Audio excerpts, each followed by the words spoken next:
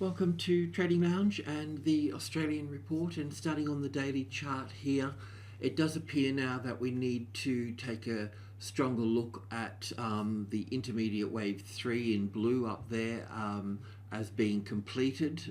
So we're looking here at 1, 2, 3, 4, 5 for 1 and back for 2 here, and then 5 waves up for the third wave up to this point here, with 5 smaller waves in it of minor degree of 1 and 2 and 3 and 4, and then up for 5 here, and then looking for an A and a B and a C here for wave 4, pulling back to the wave 4 of 1 lesser degree, or the 38.2%, 38.2% from this low here to this high here, which comes in on pretty much on top of that. 38.2 comes in on top of that rectangle box there, so that's what we're looking for there.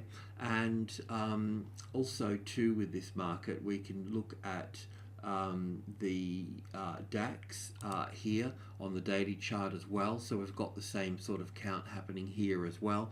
This one, the DAX, was pretty much the first one to start rolling over, in line with the FTSE as well. So we're looking at wave 4. Now I've drawn wave 4 out here, very simple, as an A and a B and a C, but it may end up being much more complicated than that, because wave 4s can be complicated. And also too, wave 4, this particular wave 4 here of intermediate degree, the next smaller one will be the minor degree here, but we normally find that the next larger degree in structure, like wave 4 here, will be 60% bigger than this wave 4 here. And also wave 4s can create triangle patterns, double zigzags, and so on. The other markets are the same for this as well. If we look at the FTSE just on the shorter term here from the top here, we can also see that it's moving down here as well. The FTSE can move in line with the ASX 200.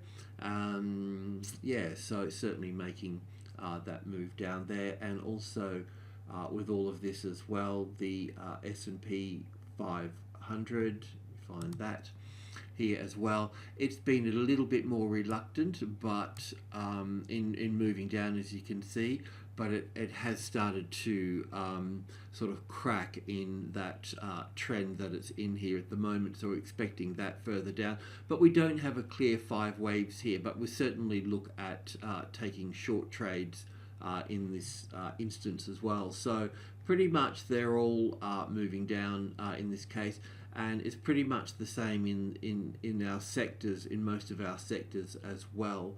Coming back to the Australian market here, and just investigating and talking about this particular move in through here, we may as well just cut straight through to the hourly chart here and pick up this top area through here.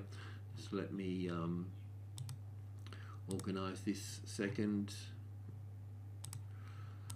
So first of all, I just need to go back over my tracks here. I've counted from this wave 4 here, this move up here, in terms of wave 1 and 2 here, then wave 3 and 4 here, and then 1 and 2 and 3 and 4 and 5. Now, I'm not really happy with that particular count, but I can't find any other count that would actually suit the situation. And the thing I don't like about this is wave 4 here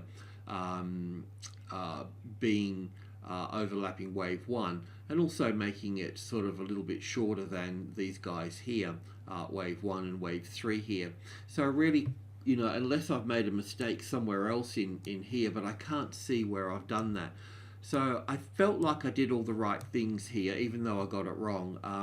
I got it right in terms of doing the right thing, in terms of looking at this as the third wave up here, extending further up here, and maybe that would have well, I can't go into woulda, coulda, shoulda, but we got to the point where, if we found the 6,000 as a retested resistance at least, then we need to look at being on this side of the 6,000 and not on this side, on the long side.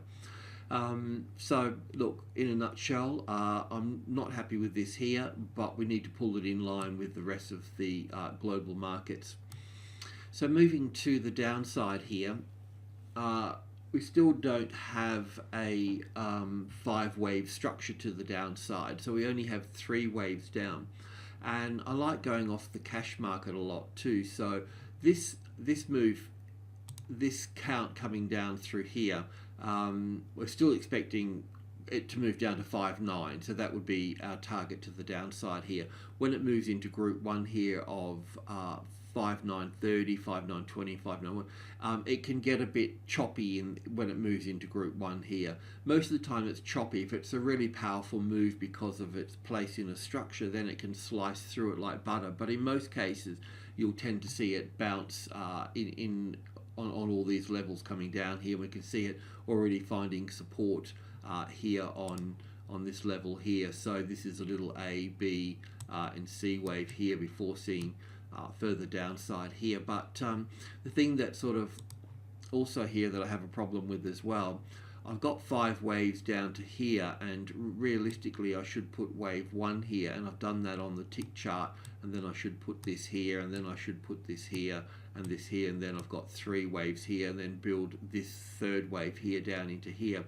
But on the cash market here, this is the other little problem that I've got. So if I bring the cash market over as a chart coming in from the top here, I've pretty much got wave 1, 2, 3 here all nicely done, and then wave 4 here, and then down for wave 5 here with a so this is actually wave 1 here, then an A and a B and a C wave for wave 2 here, and then all the way down for the 3rd wave here in terms of 1 and 2, a drop for the 3rd of the 3rd, the 4th and the 5th here. So this is the bottom of a 3rd wave here on the cash market.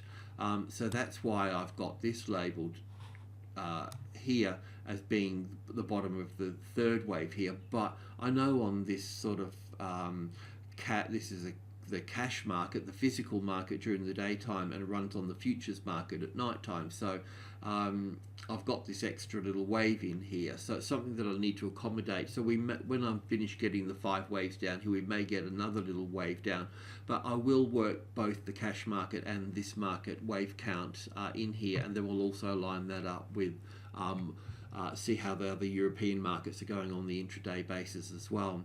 Sort of in the bigger picture though, and as what we're doing into the European markets is that, you know, we recognize that we had some short trades coming in here, but we really want to wait for the 5 waves here, the 5th wave, whichever way it's going to unfold. The main trade will come from after we get this ABC correction here. And if I can copy that, I'll just put this as wave A. It can also be wave 1 here as well, but I'll just put this here as wave B here. Not that it makes much difference at this stage here, but our main trade will be watching this pan out through here, and then the A, the B and the C wave pulling back up 50 or 60%. We'll see how that pans out, and we'll just track the wave structure on that. But it's really once this wave C here is finishing that we're going to get this 3rd wave down, or wave C here. Because we're working with a larger wave 4, we have to consider you know, quite a few options with wave 4. So but it certainly can be a wave 3 here, and what that means is that if it's a wave 3 coming down here, it's going to move quicker than this wave 1 here. If it was an A wave coming down here, the A wave moves fastest, and then the B wave, then the C wave is normally on more of an angle here as a C wave, but as a wave 3 here, it would be sharper than, or as sharp as the first move down through here. So this will be the real trade here. Try not to lose too much money in the bounce and all through this little area through here. And this goes for stocks as well. So even though we're seeing a bearish move come into play, we need to wait for this in terms of shorting stock as well, because if we short stock now, we're only going to get trapped over here with it. Okay, and the other thing here too is that, you know, on the cash market and the market, we do need to see 5 waves down here, and so far the reality is that we've only got 1, 2 and 3 waves down, if we get wave 4 and wave 5, we get 5 waves down, then we know that if we get 5 waves here, then it helps us confirm that we're going to get another 5 over here. Not only the 5 waves here is confirmation, but getting the 3 waves here is also another confirmation as well. So we can be doubly sure that we're on the right track coming down this side here. So yeah, look, the aim really is to not get excited about the short as such, but just to be patient and do our research, and then look for this trade set up on this side over here. In a nutshell here as well is that from the top here, let's just say that we'll go to 5.9 here. We can do the adjustments later, but the 50-60% retracement level can come into this space here, 50-60% here, but it may not, it may fall short as well. And we also need to line this up with the other US markets as well, and the European markets as well. So they'll all should sort of, they all seem to be sort of coming together a little bit now on this turn. So let's just pay attention to the details for this turn here. Alrighty, thanks for tuning in. Cheers.